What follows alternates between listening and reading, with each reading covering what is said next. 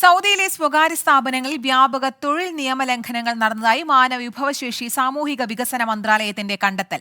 ജീവനക്കാർക്ക് കൃത്യമായി ശമ്പളം നൽകാത്തതും സ്വദേശിവൽക്കരണത്തിലെ വീഴ്ചയുമാണ് കണ്ടെത്തിയ നിയമലംഘനങ്ങളിൽ ഭൂരിഭാഗവും.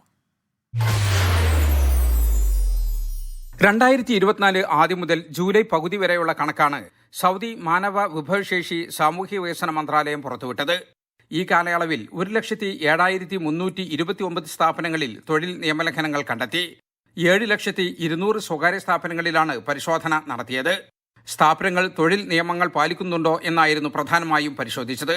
ജീവനക്കാർക്ക് കൃത്യമായി ശമ്പളം നൽകുന്നതിലും സൗദിവൽക്കരണത്തിലുമുള്ള വീഴ്ചകളായിരുന്നു കണ്ടെത്തിയ പ്രധാനപ്പെട്ട നിയമലംഘനങ്ങൾ. ശമ്പളം വർദ്ധിപ്പിക്കുന്നതിൽ വീഴ്ച സംഭവിച്ച 59,891 കേസുകൾ രജിസ്റ്റർ ചെയ്തു. ജീവനക്കാർക്ക് ശമ്പളം നൽകാത്തതിന് 16,295 കമ്പനികൾക്കെതിരെ നടപടി സ്വീകരിച്ചു.